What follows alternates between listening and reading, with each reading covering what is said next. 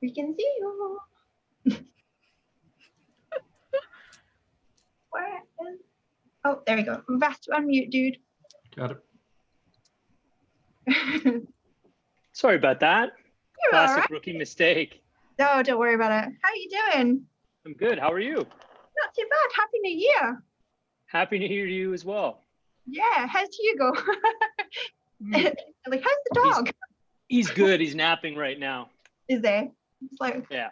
my dog can just stick his head up. Yeah, sorry. We've still got stuff going on here. But yeah. Did you have a good Christmas? Yeah.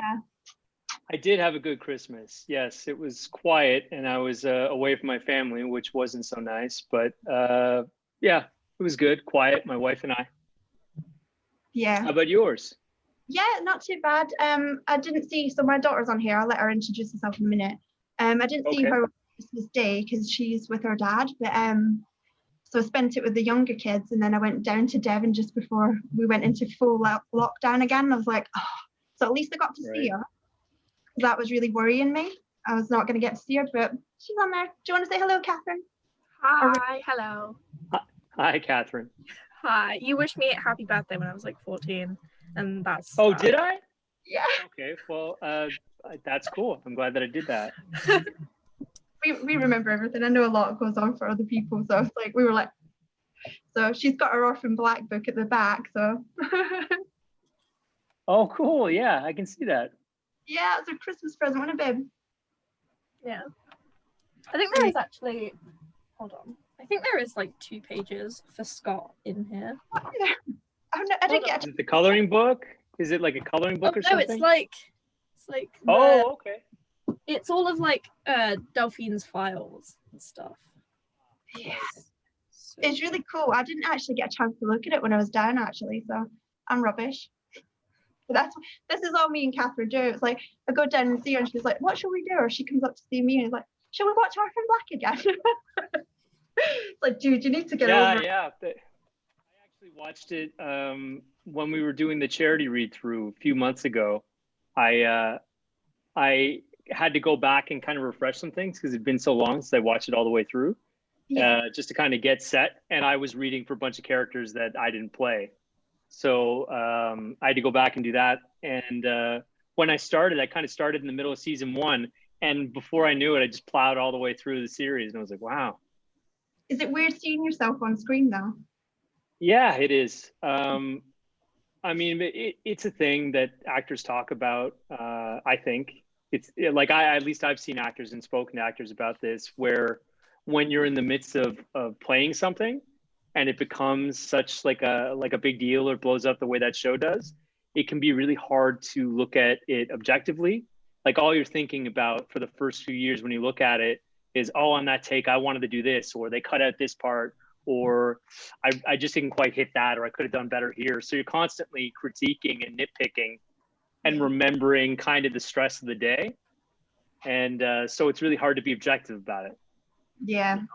It's like when people say like your dinner never tastes as good when you cook it. You go over to someone else's house for dinner, it tastes incredible. If you're making it yourself, you're constantly worrying about what you did wrong, what you skipped, and you can never just kind of fully let go and enjoy it. And I think it's the same way with a lot of trades, and acting is no different. So this time when I watched it, I had like a good, 3 years since we've done anything, and or even like filming, like 4 years since we filmed. And so I really enjoyed it. It was kind of cool. Yeah, I watched it. To see things I hadn't seen before. It was awesome. It was so cool. Like I literally was like, it came up and I was like, I'm so watching that. And then I literally watched it live. I was like, because which characters did you read for again? Did you read for Leaky? Was it? Yes, I believe maybe I did. I don't know. Kevin might have did. I read for Olivier, who's an actor named David Richmond Peck, who's a nice guy. We actually had the same agent. He's a cool dude. I think I read for him and maybe I might have read for Paul at one point. I can't remember. Yeah. Just like, oh yeah. Yeah. Bless him. Dylan Bruce is a legend, isn't he? I can't believe he got his bomb out. Yes. Brave. He's a brave man. Yeah. as Tatiana, to be fair, because she did like a full back nude bit, and I'm like, oh yeah, I mean, she's not afraid of that. no. She's a brave actor. I remember when me and Catherine first started watching it, she was 13, and I just went, oh no. I was not expecting. I was like, don't look. It's like, we'll yeah, I've got a niece that's 11 now, and she's at the age where she wants to start watching it, and I'm still like, oh no, you're still too young. But then my sister, I found out, let her watch Stranger Things. I was like, okay, if she can watch Stranger Things, she can watch our show. Definitely. But there's a little more probably graphic sex in our show, but aside from that, but that's what my sister did. She's like, yeah, that's what I don't want her to see. I was like, but you're fine with all the blood and guts? She's like, yeah, that's fine. She knows it's pretend. Just skip like, it. Okay, all right. Where you see bums and that's it, and it's like a couple and then you're done. It's not a lot. Yeah. Especially it's not like Game of Thrones. Exactly. If it was like that, but like, don't do it. Don't do that. But yeah, sorry. So we've got some questions for you. Sure, fire away. Some as well. And I have had a little nosy, so I kind of know some of the answer, but other people might not. So I was like, okay. So the first one is, tell me about your past and how you got into acting. I started acting when I was 11. I kind of got pulled into auditioning for a musical. So I did the acting bit, and I had to sing a song, and I ended up getting the lead in it. And I was terrified, petrified. I always had really bad stage fright. I still do, actually. And my whole body sometimes before I get the first shot of the day done, or when I'm on a stage, like I'll shake and I'll have to pee like 6 times, and I'll feel like I'm going to vomit. Like it's really like a fight or flight thing. And that happened to me when I was a kid. And I remember getting through it, but I was so nervous that I was sure that it wasn't going to work out. And I got the lead. And so I did that in front of like an auditorium, like a big auditorium of like 1,000 people when I was young. When I was 11. And I think the first time, my mother always says that she knew that I was hooked on acting when the first time I walked on a stage, everybody applauded before I even did anything. And she was like, okay, yeah. She's like, I could see the look on your face and how your step just kind of changed. You became more sure of yourself. And she's like, I think that was it. Then that was the moment that you kind of figured out what you wanted to do with your life.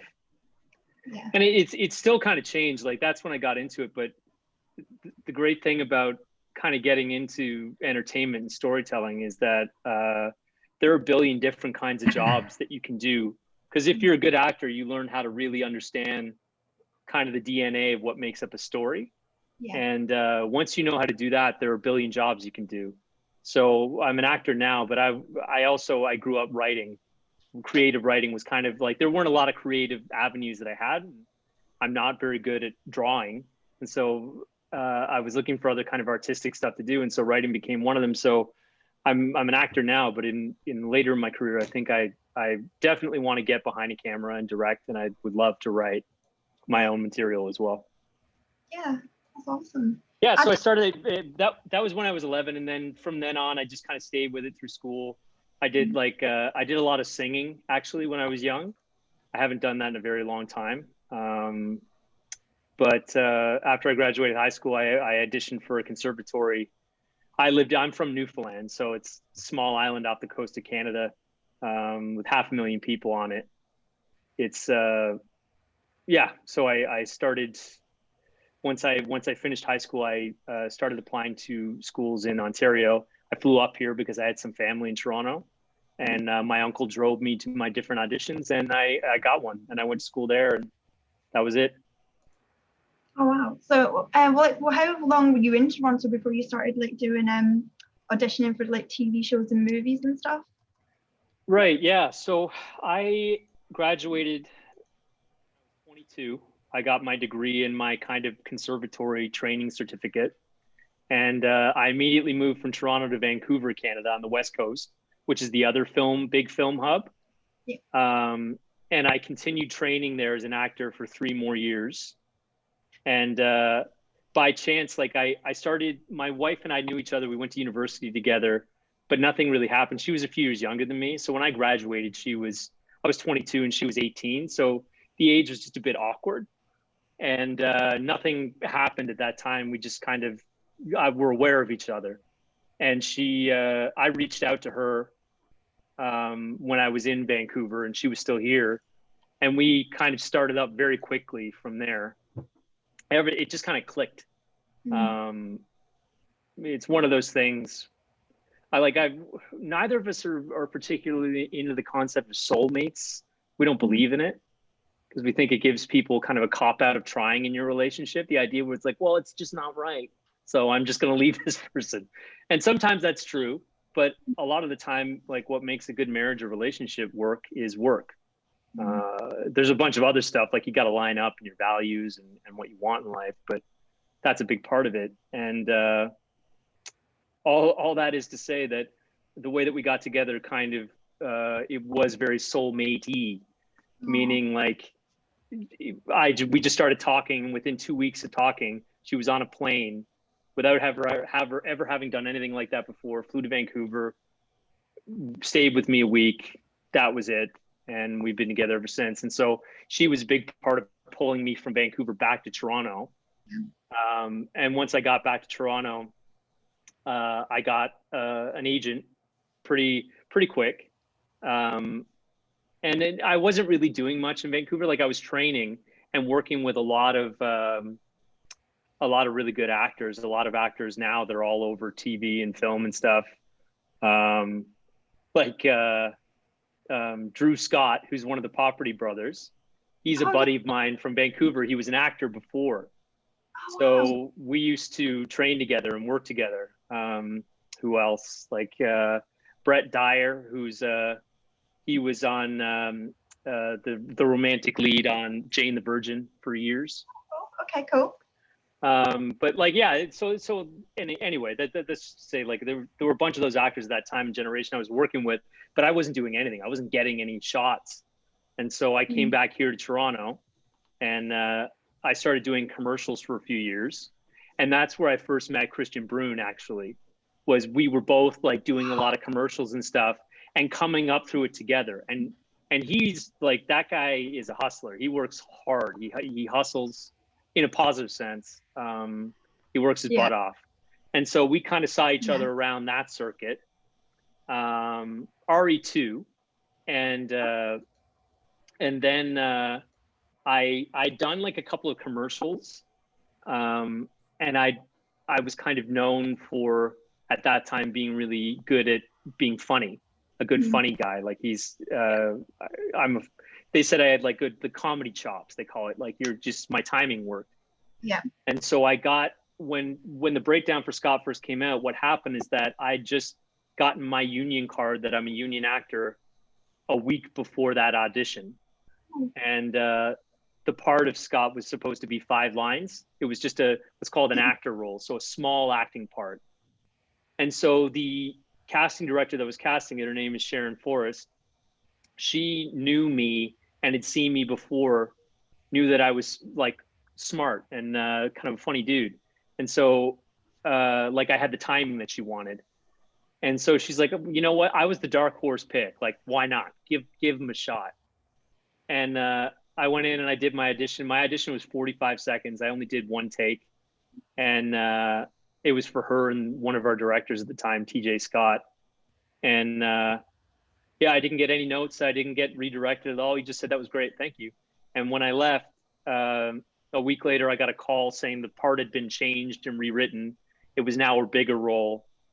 And I just, come in Monday at 6 a.m. Here's your new script with all these extra lines.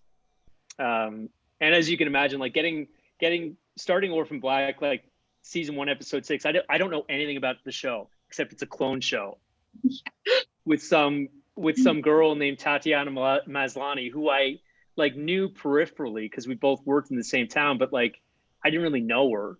And I knew that she did a couple of movies, and I was like, so this is like Alias, like with Jennifer Garner, like where she just plays a bunch of different women. And that's kind of what we thought it was going to be. It's like, oh, it's a clone show. Okay.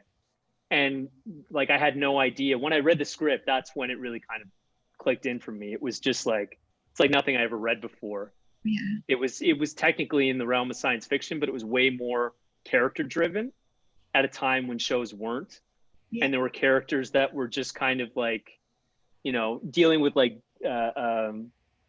even like sexual fluidity. So like the fluidity between like dating different people, or not being hung up on gender or sexual orientation, and it not being the point. So the characters are just kind of like, that's a part of who they are, but it's not the whole. They don't try to ride that in the story. And I'd never read anything like that before. And that's when it kind of clicked, like, oh, I think this could be really special. And I went in and I did my day, and it worked out really well. Although one thing that I'll tell you this, I never tell anybody this, is that when I was filming that first scene for the show in the lab with the "you can have sex with yourself" scene, when I did that scene, right before the last take we were going to do of the whole thing, I blanked on all of my lines. I was so nervous about filming it that I didn't sleep at all the night before, and I was doing really well. We'd been filming for about 2 hours, and hour 3 I hit the wall, like my mind stopped working, and I blanked on one of the very last shots. And I remember I was sitting across from Tat, and she looked up at me, and we were just laughing. Like, we became really fast friends. Like, we liked a lot of the same music. We knew a lot of the same people. We both really loved comedy, and we were both kind of like improv sketch comedy nerds. And so there was so much kind of crossover. Like, we just sat and talked for like hours and hours, in between takes. And the very last take, you know, we gotten to be pretty fast buddies. And she was kind of looking, the two of us were joking around, and I was like, I forgot my lines. And then she started laughing, like, ha, that's funny. And then she looked at my face and was like, oh my God, oh, you did? And then they called, like, action. And she starts talking, and I just blank, and I blank.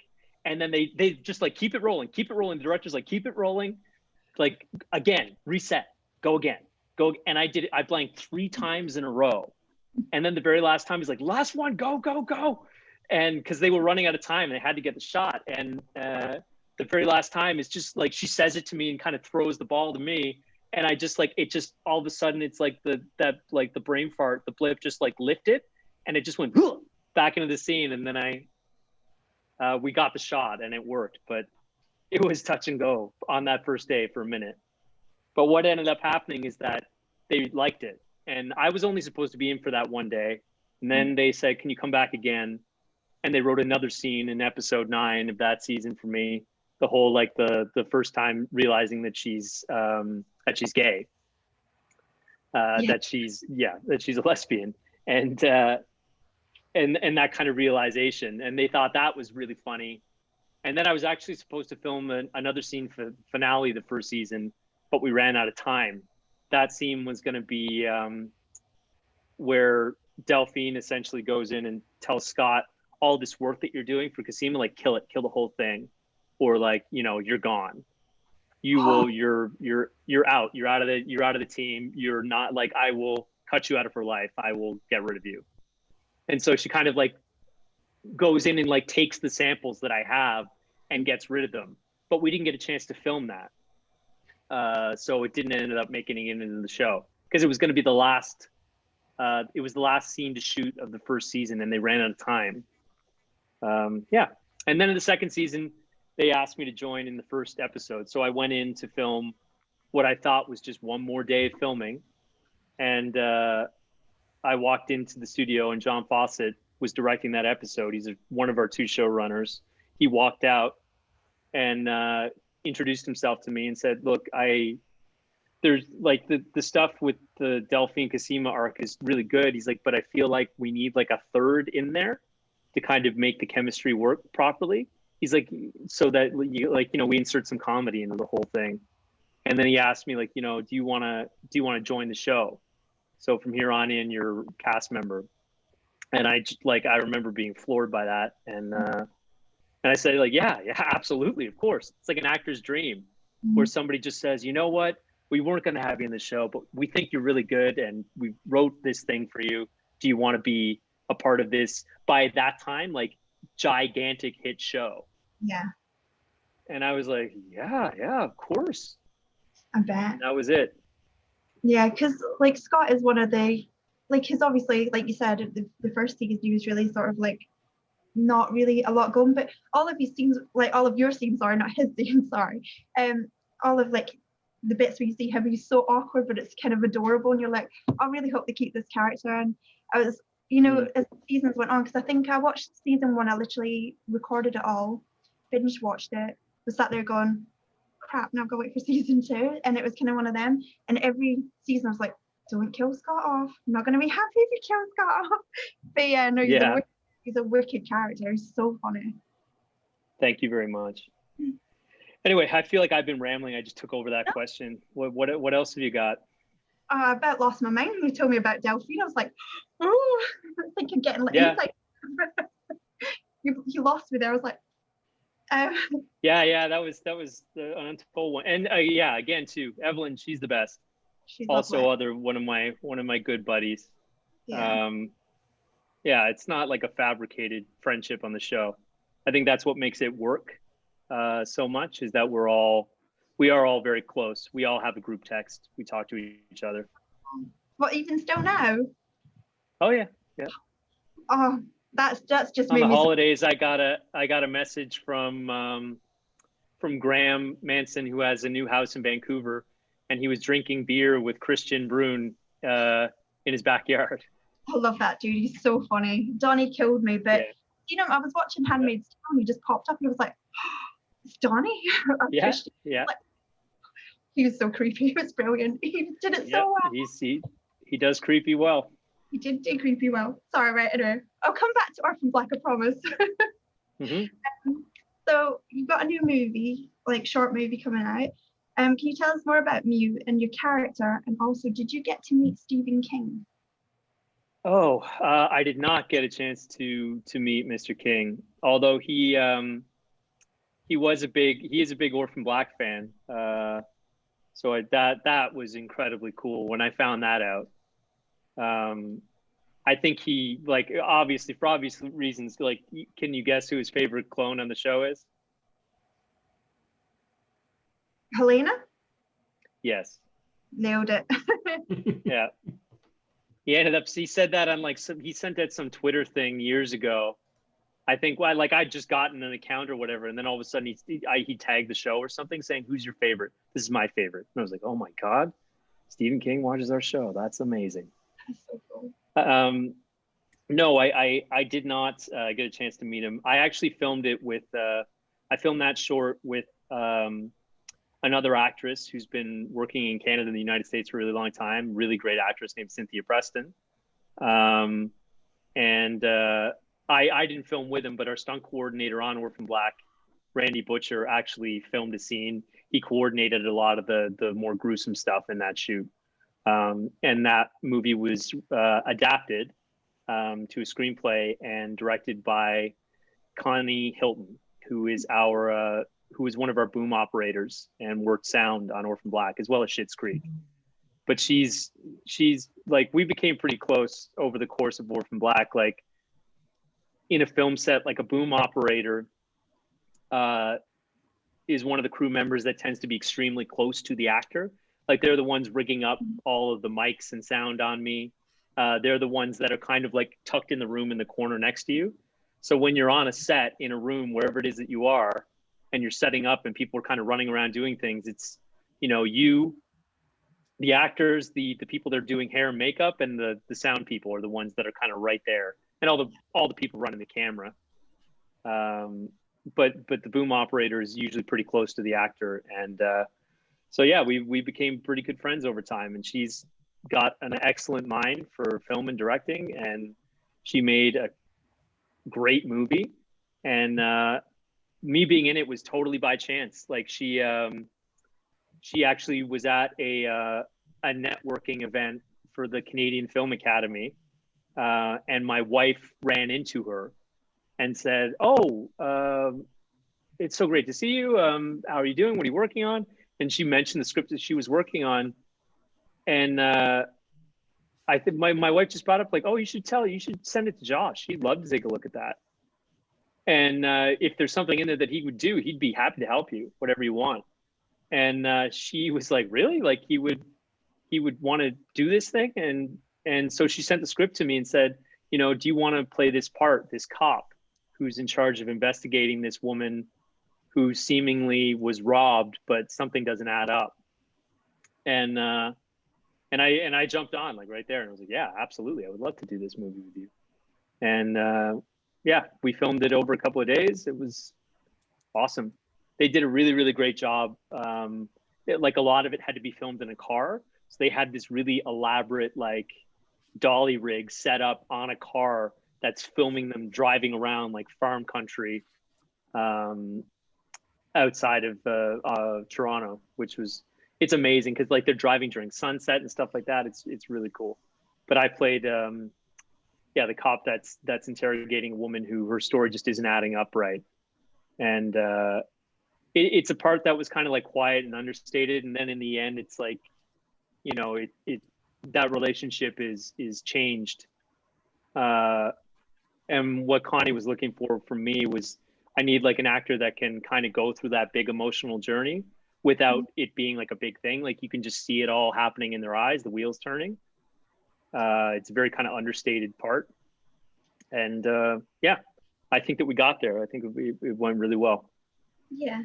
Yeah, because I read that it was because it is a short and stuff, because obviously you've done like long scenes like in movies and stuff, and to have it that, you know, such a short shoot, what was that like? Was it quite refreshing or? No, it's kind of the same thing. In fact, the way that our scenes worked is that the interrogation scene that I'm doing, it's like the full interrogation I think takes place over the course of like a couple hours. And so the way that we filmed it is that we just did it all in chronological order. Connie did that for us because she knew that it would be helpful for the actors, which is, it's like a really sweet thing to do, because a lot of times we shoot out of sequence. So she just did it so my entire, whatever it is, 10 pages of interrogating her are all in chronological order. So she broke it down into 3, and we just filmed it a third at a time, and we got to rehearse it almost like doing like a stage play. And that's how we shot it. And it was so it was cool because it's the very best way I think to shoot as an actor, especially when we're working in film and TV. Like it goes back to kind of the origin of like working on a stage, where you're just kind of doing it piece by piece by piece, and it gives you a chance to kind of dig deeper into it. And every time you do that, you're kind of changed by the scene, and you can kind of carry that right into the next step and the step after that.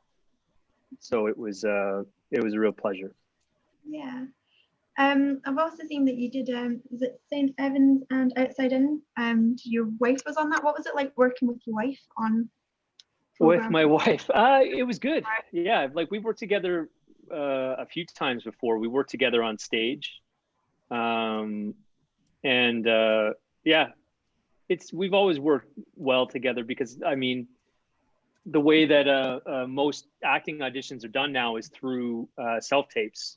So this is like my little self-tape studio that I'm in, and everything is filmed through those self-tapes. And so with the pandemic, the only one that can roll the camera for me is my wife, and she always has anyway, but there have been so many of these kind of requests coming out because nothing could be done in person anymore, that we work together all the time. She directs me and I direct her.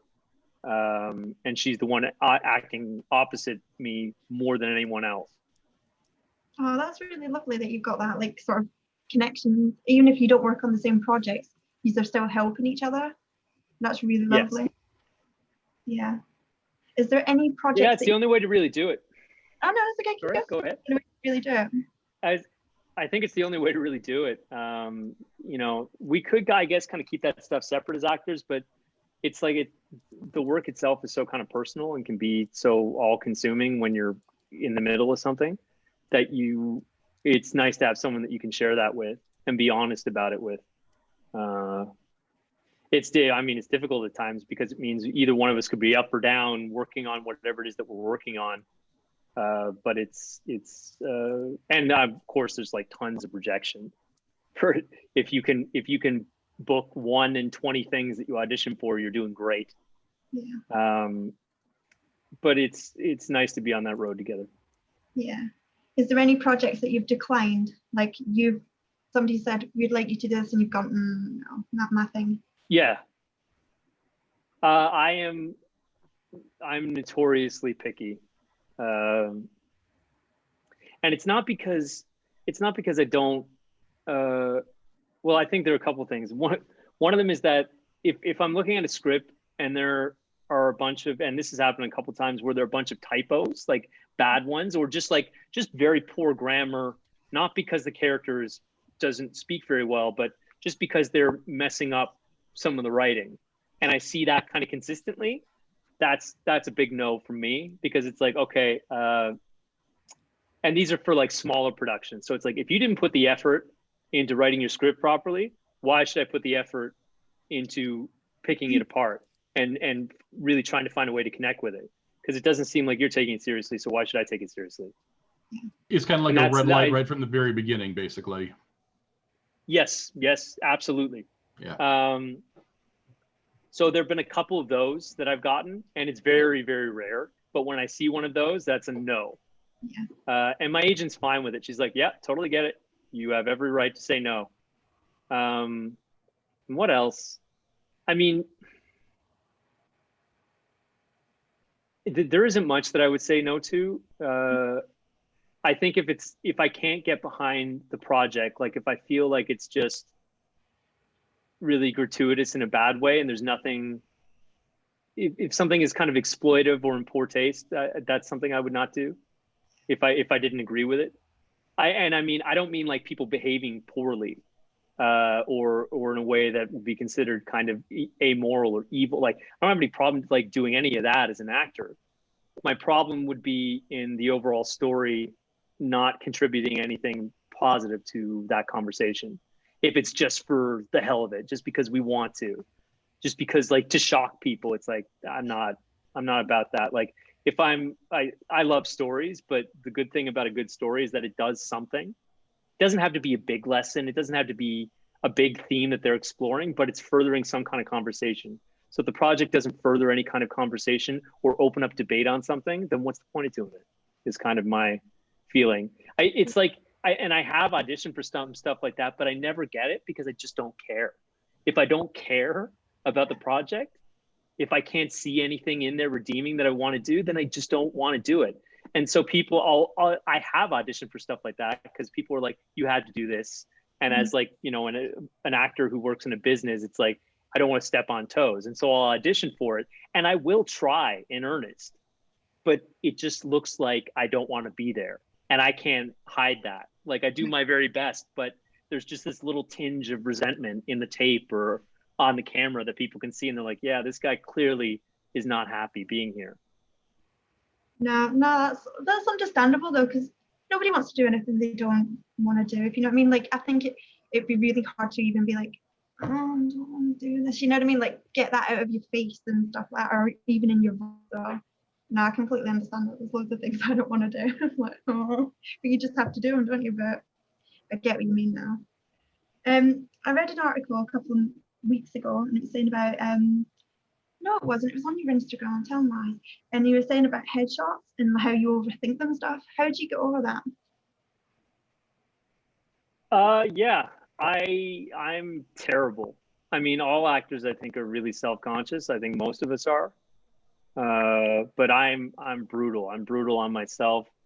I mean, it's a brutal industry. If you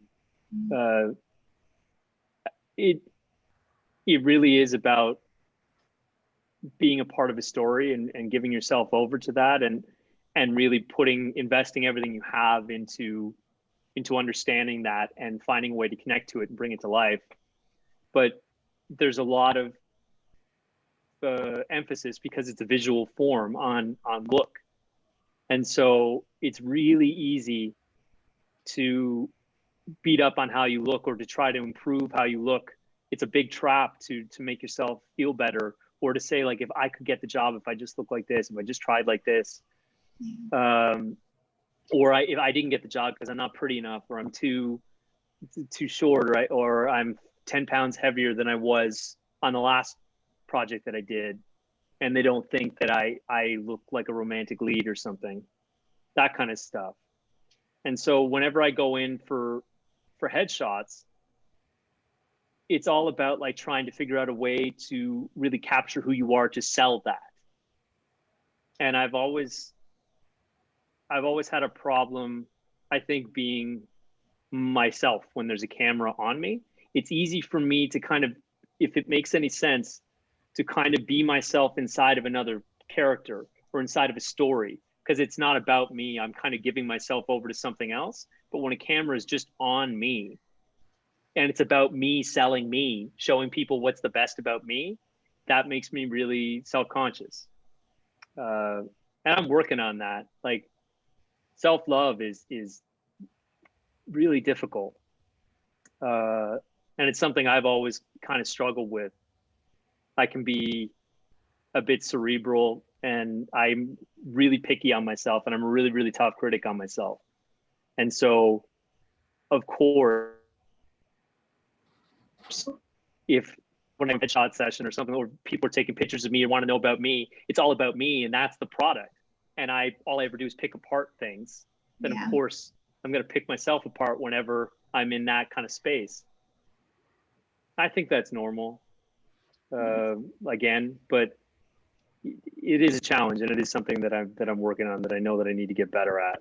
Yeah, I was literally, with the people here, I've literally had that conversation with them the other day. You do get in your head and you do look at stuff that you've done and gone, could have done that better, should have done that better. You know what I mean? It's like a coulda, woulda, and you can't change it. It's already done. So yeah, I can totally understand where you're coming from that. I was sat there going, yeah, I understand that. But yeah. One thing I learned from a life coach a couple of years ago is one of the most poisonous words in the English language is the word should. I should have known to do this. I should have known that so-and-so was going to react like this. Yeah.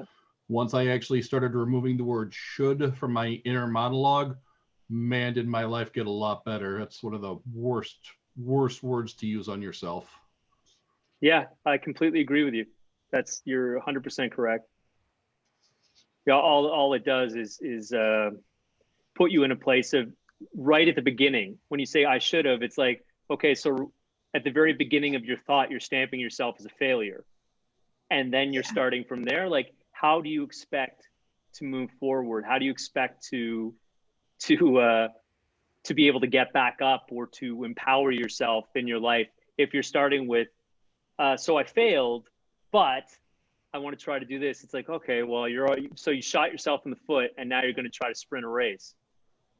How's that going to go? Exactly. Yep. Yeah. So yes, I do agree. I do agree very much with that. Yeah. Charles has worked with actors, so was it theatre, wasn't it, Charles? Yeah, I did technical theater for about 12, 14 years. Oh, cool. Yeah, That's awesome. Sound design, set design, stage management primarily. Yeah. Oh, stage management. Yep. Respect. Thank you. Yep. I did a little on-stage work, but primarily backstage stuff for the most part. Yeah. Stage management, for anybody that doesn't know, is like, there are people that are organized, and then there are stage managers. It's another level. And it's like the prerequisite for the job is like, of everybody that you've ever met in your life, if there are more than 2 people that are more organized than you, you're probably in the wrong field. Because as a stage manager, it's like you're that person that just is more organized, more technically kind of proficient with stuff. Stage manager book in a play, or like working on a production, is like that thick, and there's nothing like it. The number of markings and stuff like that, to me, it stresses me out, because the number of cues that you have to do in a show, it can be like what, like 300 Easily. active cues. Easily. So if you've got like a show that's like say like 90 minutes, let's say 400. So every 15-20 seconds, you've got something you had to hit at the exact moment, a button to make a sound work, or to change something on stage, or to move a set piece. And if you don't do that, the whole thing falls apart.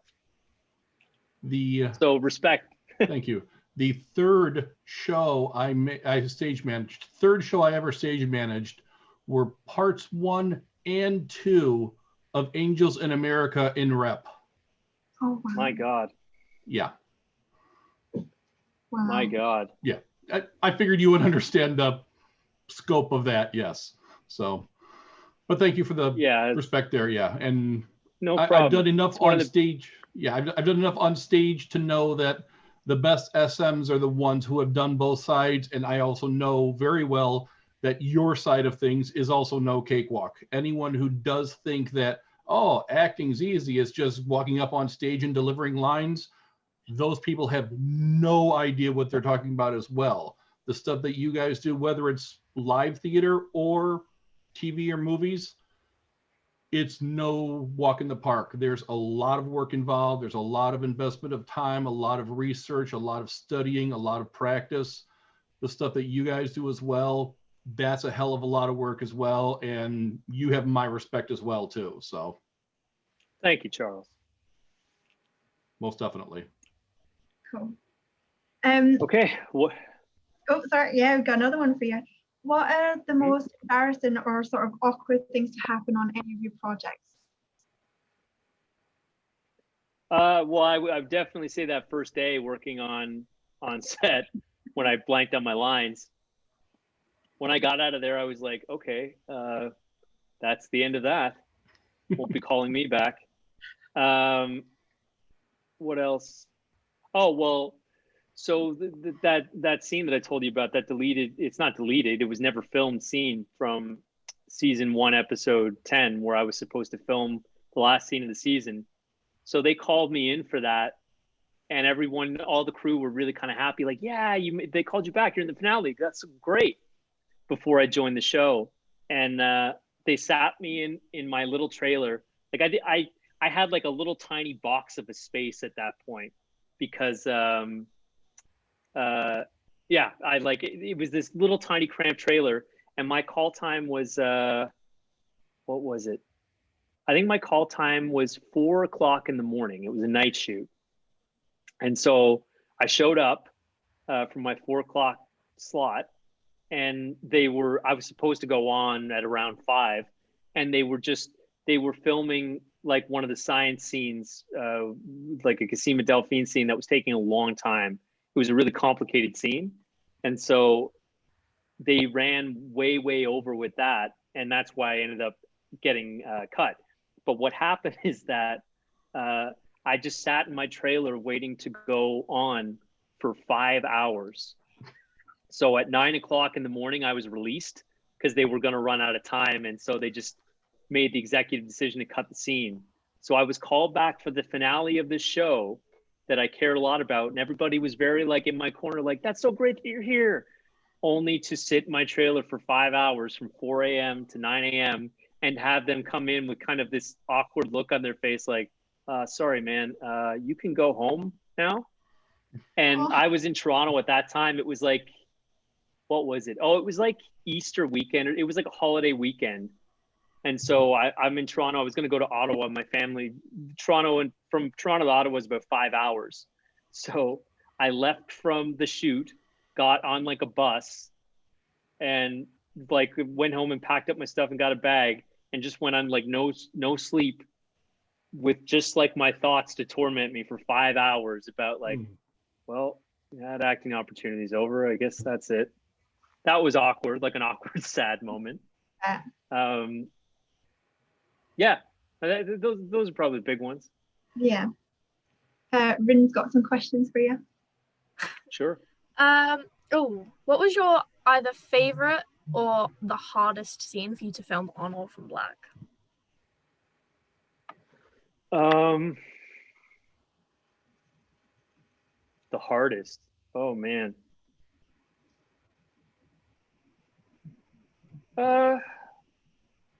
I mean, there's hard in different ways. So, you know, there were plenty of things that I had to do that was all about like, you know, doing stuff that's very technically proficient. So that in one of the scenes, they have like the little maggot bot things, and I roll one down a table and then catch it. But I had to roll it in such a way that I had to roll it it had to roll straight and I had to catch it right before the edge of the table. So there's stuff like that where it's like you gotta, it's like doing choreography and it's very exacting and like you just gotta hit it. And then there's the stuff that's like emotionally really tough. Like there are a lot of things. So the scene where I did in the second season where I had to come, where like the scene where Scott finds out that Kasima is a clone, and he goes through all of these steps in his head, like when his mind catches up to what was right in front of him the whole time. And all of that is done without saying really a word.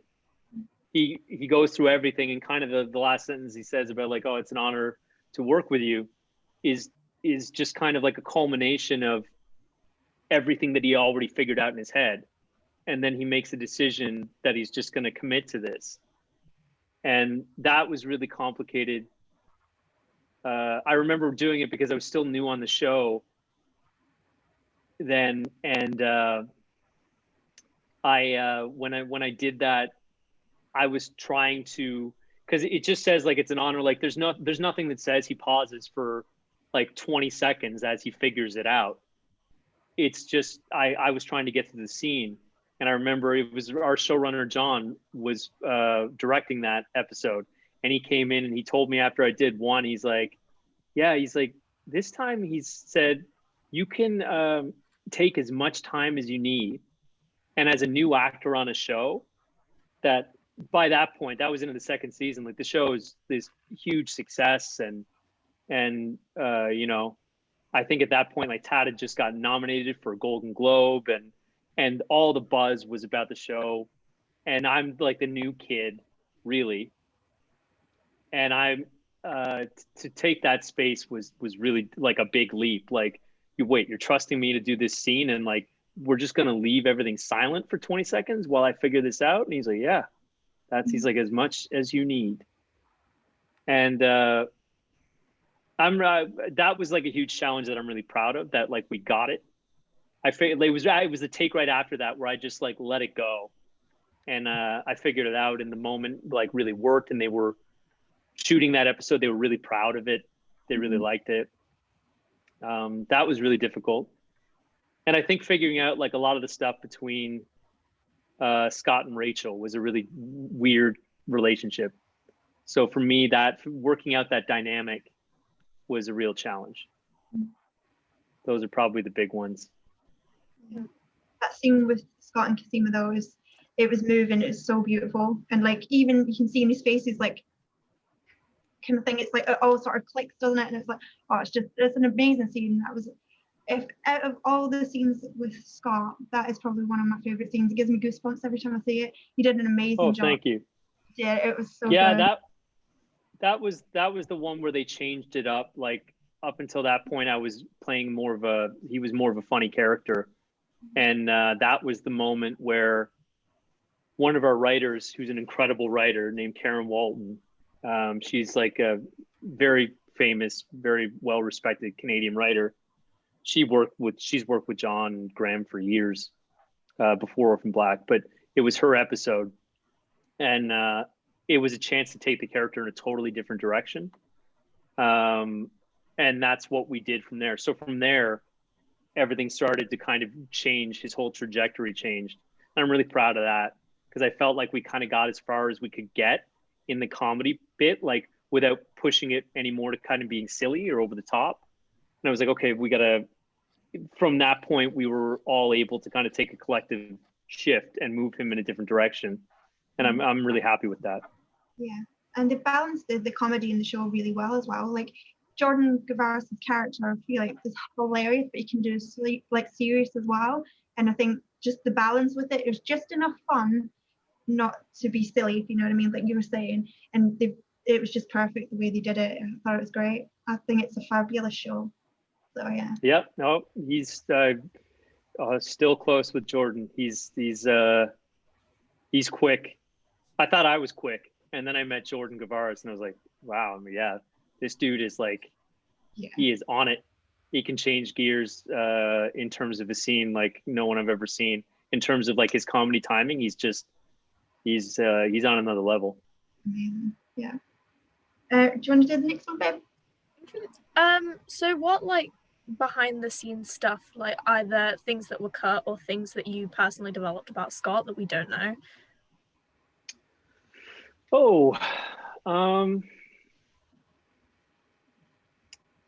I mean, I will say that there was a bit of a change in the character. Like in the first season, they really wanted me to kind of be like more nerdy, and he was way more, I think, behind the scenes. Like originally Scott was much more sort of computery, and I'm not particularly.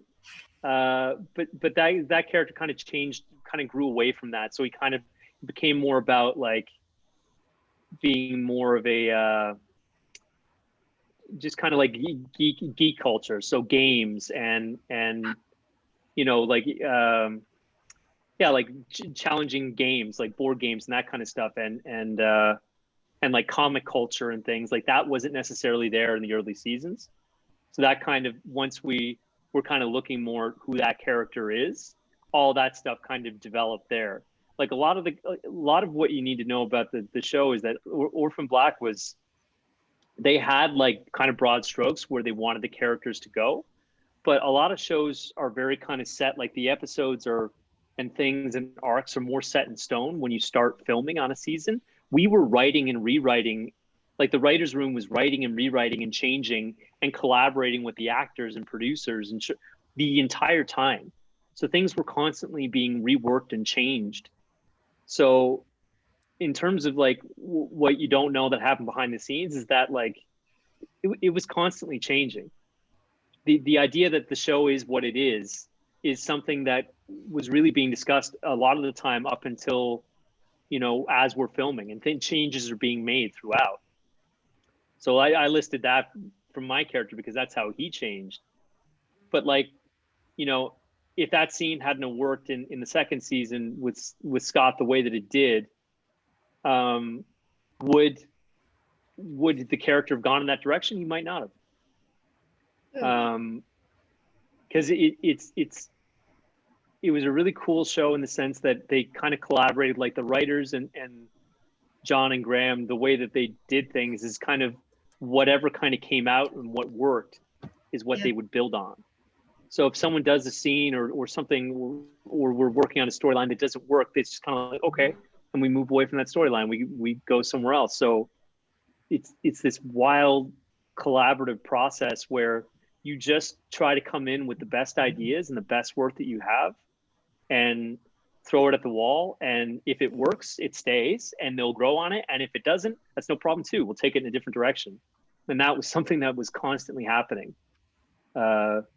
So as soon as I kind of got that about the show, like, oh yeah, like the whole character of Crystal that Tat did, it's just a joke. It was a joke that we did, like that she would do in between setups. Like it kind of like sort of started evolving from like a character that like Jenny Slate did in like the Nick Kroll show, like this very like weird vapid vocal fry thing, and then it just kept growing into a character, and then she put on a wig or something, like a blonde wig, and I think John tells a story or something, like somebody called him, was like, you gotta come and look at this, I think there's something here. And then that became that character. Oh, Crystal the Who. So stuff like that happens. Or like, you know, the collaboration, like Stephen Lynch, who does makeup on the show, who was our head of makeup, his kind of input on helping Tat, I think with some aspects of Helena. I think that's a thing. I mean, don't quote me on that, but he, like, there's this very kind of collaborative process where everybody, whatever their job was in the show, had very active input into what the final product was. It was very much like one of our code names for one of the seasons was called No Bad Ideas. Because after the show became successful, we had to change the name because it was just too many people would show up where we were filming. But and they just didn't want to have secrets. It's a conspiracy show. It doesn't work if everybody sees what we're doing. But you know, the whole idea of like the No Bad Ideas, it is very much the room was like that. And I mean, there were points where people disagreed on stuff. I'm sure. I don't know because I didn't see that stuff. It was more behind the scenes, but everyone was always really game for new ideas to show up. And if something, even if it shows up from someone doing a joke, or because of something someone did in a scene that worked, then fine. Then they grow on. Then they expand on that. So what you see in the final product is a lot of stuff that evolved out of like innocent moments that happened throughout the series or behind the scenes that people thought were really funny or really sad or really poignant, and so it becomes part of the show. Yeah, and it's like I completely lost my train of thought. I had something then I've completely lost it. But yeah, it's sorry, I completely have lost it. It's okay. Don't worry about it. I'll let Ryn ask a question. If I remember, I'll come back to it because I know it was something. And I was like, and I forgot it just went. Ryn, what was the other one, babe? Oh, oh no, what happened to the cat? Scott's cat. I feel like the cat needed to be a big character. Yeah, she needed to develop. Yes, that is something that we wanted to put more of in there. The idea for the cat's name Denise, I can tell you that was Chris Roberts, one of the writers in the show, who was responsible for writing most of my stuff. And what's funny, like Chris came on, his first writing episode on the show was in season 2. It's the episode that I first get like kind of introduced as a bigger character. And the two of us stayed tight throughout the rest of the series, talking about different stuff. I could talk to him about different things about the character, and he would talk with me about where he's coming from. That was really cool because I really felt like I had input into what was going on. And he wanted to know my thoughts on things. Denise was his idea, the name, and everyone in the writer's room started cracking up. So they're like, Denise it is. But the reason why she wasn't in the show more, Tinkerbell is her real name. The reason why she wasn't in the show more is that Tat is very allergic to cats and most animals with fur. Although it's not, I don't think it's too bad, but the problem is that with her doing like 14-hour days, she can't have an allergic reaction where her eyes start swelling or whatever. Like they can't work like that. So the reason why the cat wasn't in it more is because once we had the cat in there, we had to like, I wasn't like, the two of us are working together. I can't touch her. I can't be near her. No one else can. Like they had to vacuum out the set when she's in there. Like it was just too much of a thing that we couldn't, it was like we'd had to work a lot around the cat. And so that was a problem. Cat was amazing. So they wanted more Denise, and it worked and the audience had a huge response to it, but there was just too many other spinning wheels going on. And I think that it was just a lot to deal with. Yeah. Having to shoot around her to make sure that we don't have the series star with like a puffy face and red eyes. Yeah. No, it was cool though seeing like Scott's apartment though, because that coffee table was amazing. Now the controller, that was so cool. So that one was our head carpenter on the show, Grant, built that. And I remember he came and showed it to me because they had a bunch of extras and I was so excited about it. And he built it himself from scratch. And I was so pumped about it. And like he's like a quiet builder dude. Doesn't, he's not like the most exuberant guy that way. Like, he kind of nods to you if you walk by, but he's more of an introverted guy. But I remember how happy he was that I was so excited about his work and just said like, Grant, this is the coolest thing. Thank you so much. This was so much work for you and it's so appreciated. I think the people are really going to like it. And like, this is incredible. I would have this in my house if I could. And that was really nice. Oh, that's what I'm saying. Like the collaborative effort of the show, like everybody really cares about doing a good job at their job. And it's really nice to be able to celebrate people and add their work to the show, Yeah, I love that table. I thought it was wicked. It's a shame you didn't manage to like nab it on your way. Have you got any props actually from the set that you've managed to keep?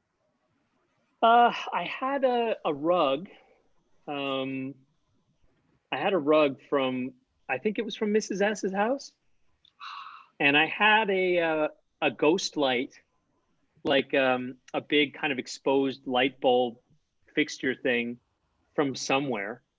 But the problem is that there's more stuff I would have gotten, but they did the set sale when we were all in LA doing press, so none of the actors were there. But like, that's okay. Like, I got what else?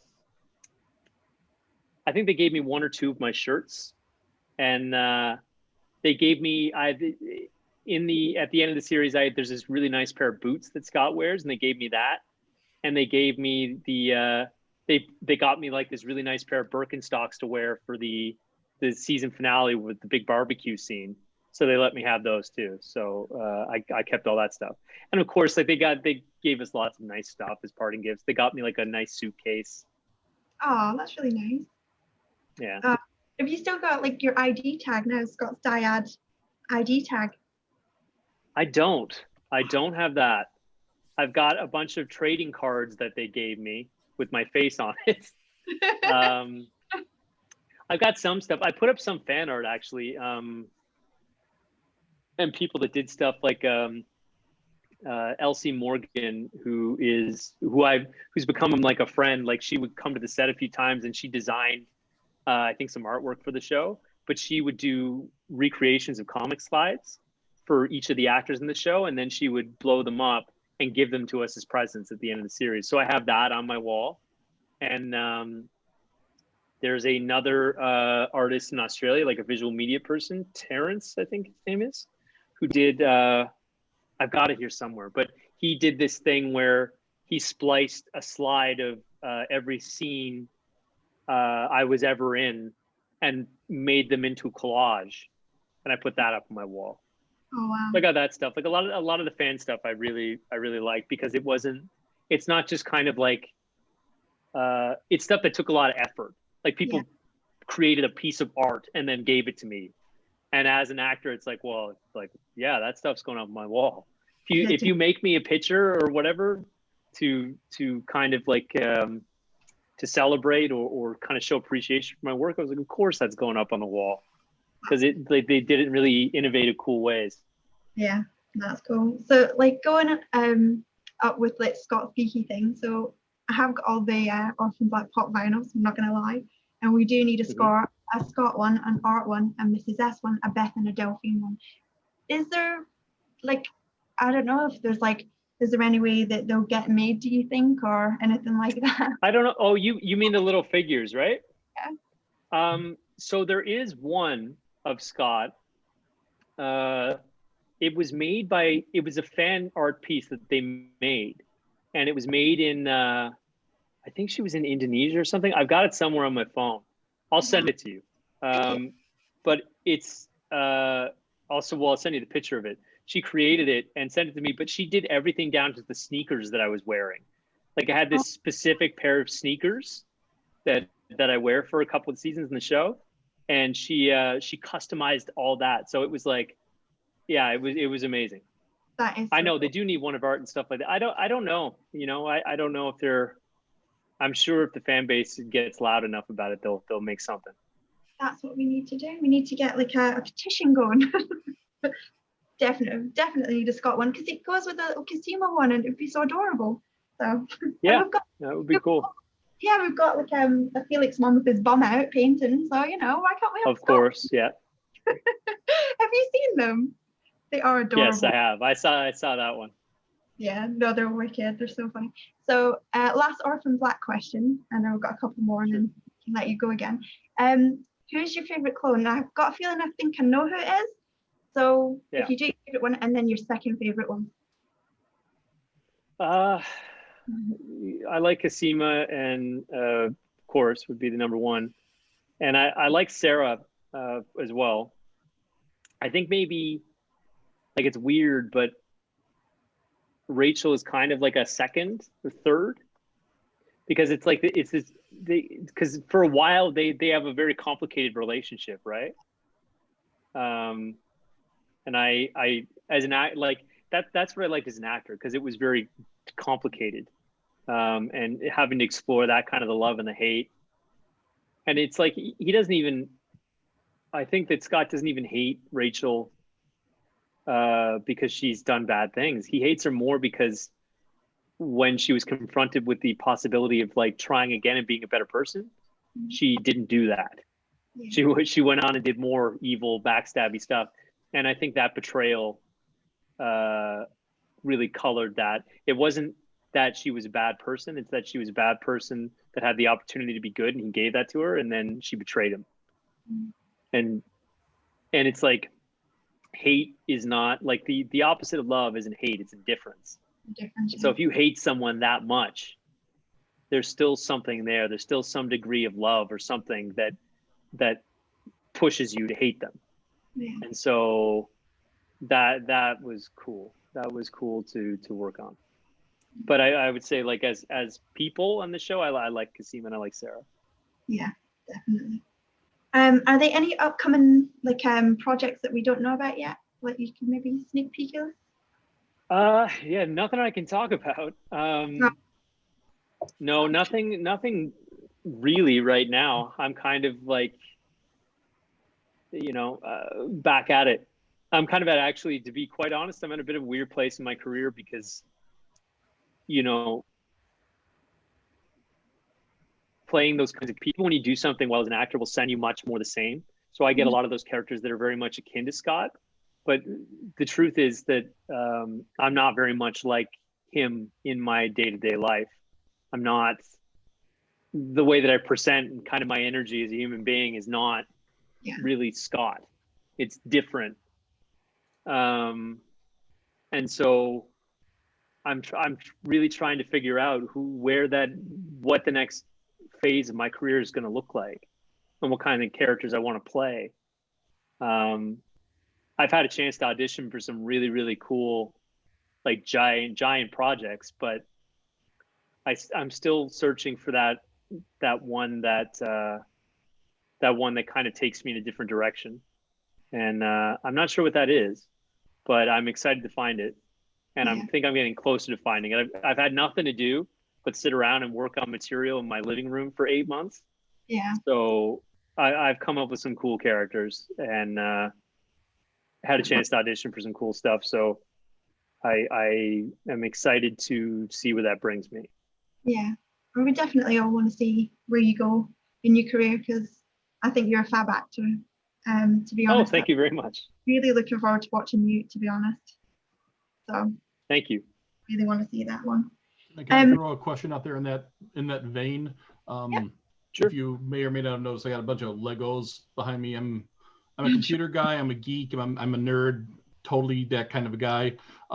Right. If you could, Marvel, DC, in that vein, if you could play one of those kinds of characters, who would you like to play? I mean, whether it's a recasting or whatnot, any kind of superhero or even super villain, anything like that you'd like to play? Yeah, I mean, you know what? To be quite honest, I'm great at villains. Most people are just kind of like, really? Like, no, yeah, that's more of what I'm. That's more what I'm good at, or more.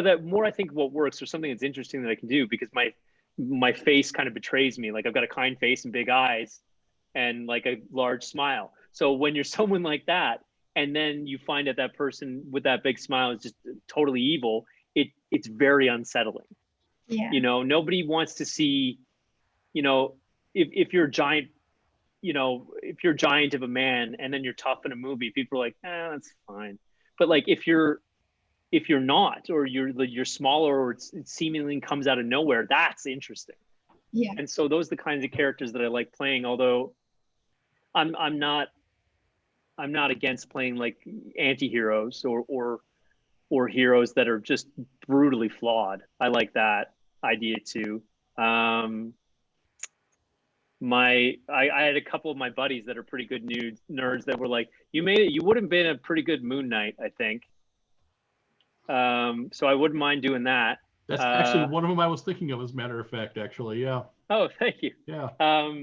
In terms of, but I mean, like Oscar Isaac is doing it, and he's an incredible actor. Yeah, I kind of bow down to him. He's been doing it better than me for a little while. What else? Like in DC, I would say maybe what's it? The Blue Beetle, Ted Kord. I can see that. Yeah, he hasn't been touched yet. That's true. Yeah, one of my friends was like, you could, who's a big DC fan. He's like, definitely Ted Kord. He's like, you could totally do it, dude. So I wouldn't mind trying that. But I do definitely like a lot of the DC characters. I like darker. I like the DC material because it's very dark, and the metaphysical kind of element that they have in there, in a big way, is appealing to me. I think they just really need to figure out. They need to figure out a better way to develop their characters in the cinematic universe. Like they need to.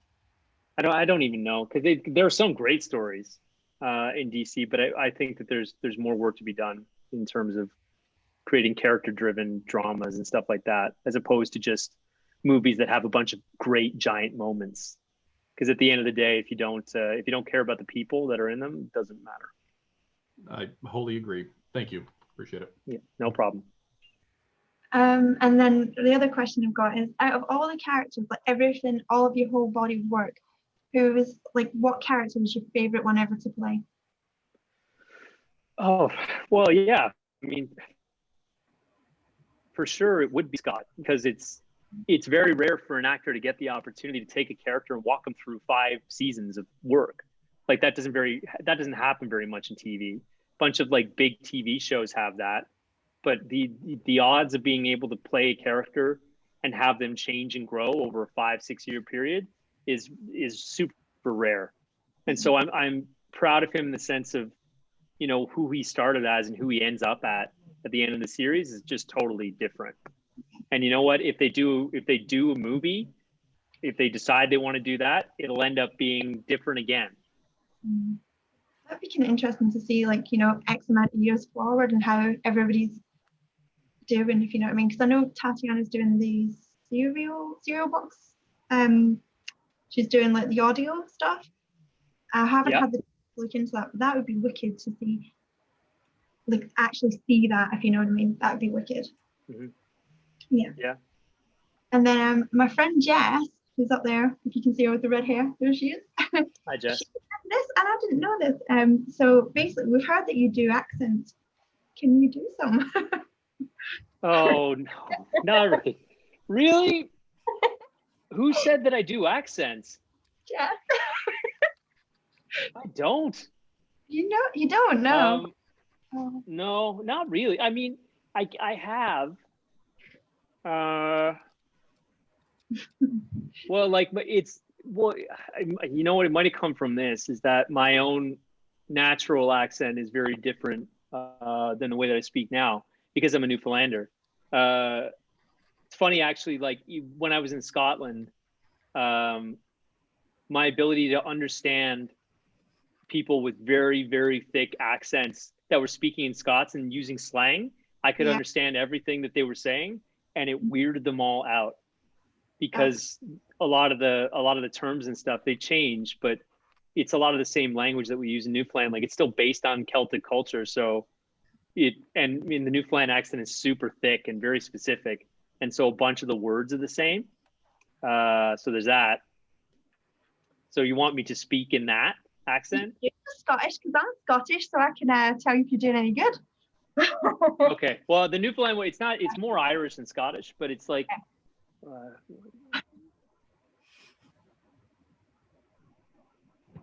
like the Newfoundland accent, especially from like where I'm from, is like a St. John's accent, which is like really hard town accent. So when you speak in it, you're more or less like, you flatten out all your words like this. You just kind of throw things away. They stay like right kind of at the edge of your teeth like that.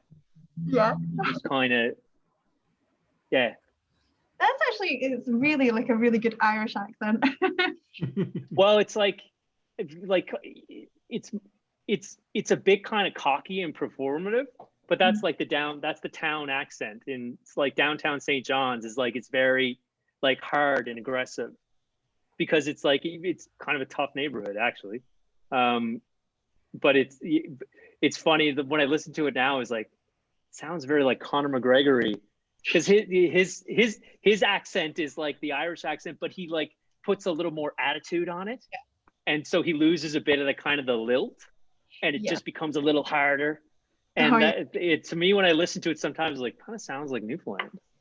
Yeah, like when I pronounce certain things, you get a twang of Irish. Like sometimes it just comes out and it's like, where the hell did that come from? Like I've got ancestors, but I've never been there, so I don't know where it comes from. So it's really Scottish is one of the hardest. Just as commenting, it sounds kind of Bostonian. Yes, it is. It's very similar. Well, they went through the same thing, right? Like when all the immigrants came flowing out the ships at a huge rate after like the potato famine in Ireland. A lot of them landed in Newfoundland. Like my family, I've got relatives.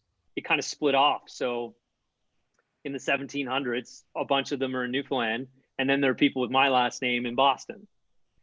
So it's like, oh, okay, yeah, that explains that. Yeah, they got around, didn't they? The Irish. Yeah. Bless them. But no, that's okay. Where did you go in Scotland? Actually, I'm just really nosy now. I flew into Edinburgh, and I went up to like Fort Wallace, Inverness, Loch Ness. I went swimming in Loch Ness. Did you? Oh, you're brave. Yeah. Was it cold? I did. What else? Loch Ness, Glencoe. Yeah. And all over the Isle of Skye. It was just like I did like a tour. So I found like a private tour, like a small run by this Scottish guy. And my wife and I just went with him from Edinburgh. We became really good friends, actually. Yeah, his name is Graham Anderson. Oh, cool.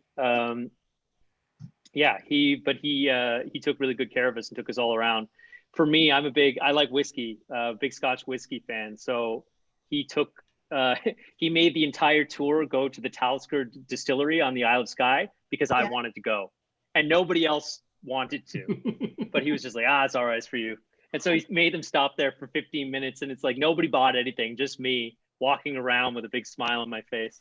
My aunt actually used to work for Johnny Walker, and she's got some really posh, expensive whiskies in her cupboard that they'll never see the light of day until she probably passes away, and everybody's going to be like, give me that.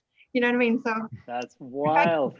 I know where to send it because I don't drink whiskey, but I know where to send it. Yeah, for sure. Best mate for life. But yeah, no, that's cool. Have you ever been Glasgow? No, it was one of the things where we were traveling all across Europe, my wife and I, and so it was just kind of too far. It was like we couldn't fit in Glasgow. Yeah, it's a good city actually. I like it. A bit rowdy, but I like. I'm from the west coast of Scotland anyway, so I'm just like, yeah, it's fine. You know what I mean? Yeah. It was wicked fun. Oh, cool. And then Ryn's got one more for you, and then we're done.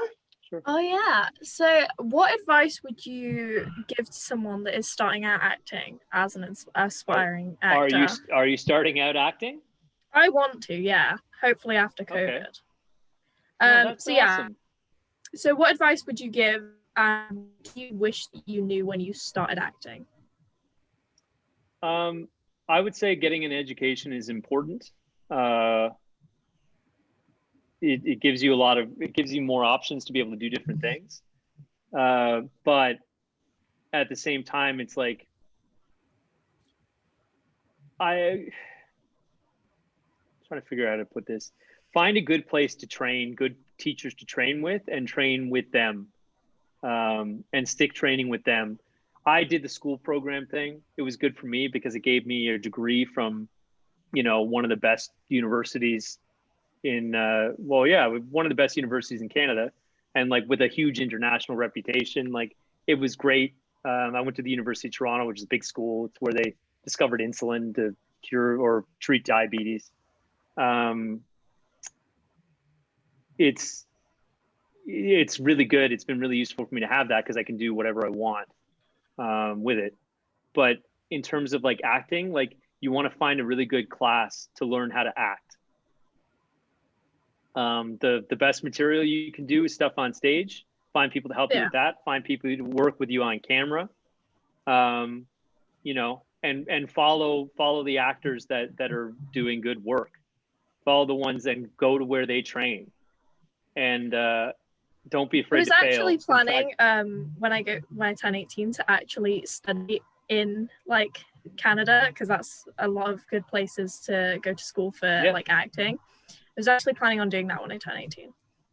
Yeah. Well, you can always send me a message if you want suggestions. But you know, there are a lot of good schools, but I will say this, like, I graduated from an acting school. I played leads in stage shows in my acting school. And when I got out in the real world, in like a real scene study class with real pro actors, I got my butt kicked.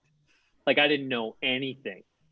And I kind of had to start all over again and really, really learn how to do it.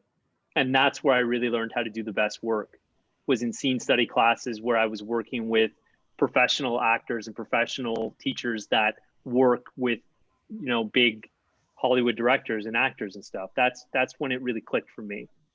Or actors that work on stage, like professionally, that also teach. That's good too. Like, there are a lot of institutions, like in Toronto here in Canada, there's a school called George Brown that has a professional theater company where the teacher, the actors also teach in a school program for them. So stuff like that is good. And I would say, like, learn how to do other things, you know? People like people that can act, that can also do other stuff. Like, find other things that you like and bring that to the table. Whatever your interests are, who you are, like, it could be anything. Like, what is it that I do? I box, which is totally unexpected for the kinds of roles that I do. But I work at a pro fighter gym here in Toronto, and I do that 4 or 5 days a week. And it's something that's really kind of enriching in my life. Like, whatever it is that you are, whatever you're interested in, like horseback riding or just like, you know, art, whatever it is, bring that, like, keep doing that and bring that to your work. You know, that's very some of the helpful. best actors I know are good at other things. Yeah. Like for example, if you look at an actor like Nick Offerman played this kind of curmudgeonly boss on Parks and Recreation. He, as a person, loves woodworking. And so he brought that to it, and they incorporated that into a character. He's got a professional, like, furniture shop in Los Angeles. They do very well. If he stopped acting today, he could be fine as a professional carpenter. But it's, you know, it enriched his work. It brought his work to another level, because that kind of mythical quality was kind of inserted into it. His larger than life character is actually a part of who he is, you know, who you are, being yourself and finding ways to bring your interest to your work is the best thing you can do. Yeah, that's very good advice. Yeah, definitely. Cool. Thank you. Yeah, has anyone got anything else? I've got nothing. Anybody else? We're all good? Yeah. But yeah, thank you so much, Josh. I really do appreciate it. And it's lovely to meet you face to face. We've been talking for a while, haven't we? So it's really lovely to actually meet you. Yeah, it's lovely to talk to you all too. It's a really nice conversation, and it's just nice to be able to connect with people during all this. So I hope everybody stays safe, and thank you so much for talking with me. It's been a real treat. I hope I didn't ramble too much. No, Hearts back. Hearts back. It's been an absolute pleasure, Josh. Thank you very much. Thank you. Thank you so much, everyone. Okay, I will talk to you all later. See you soon.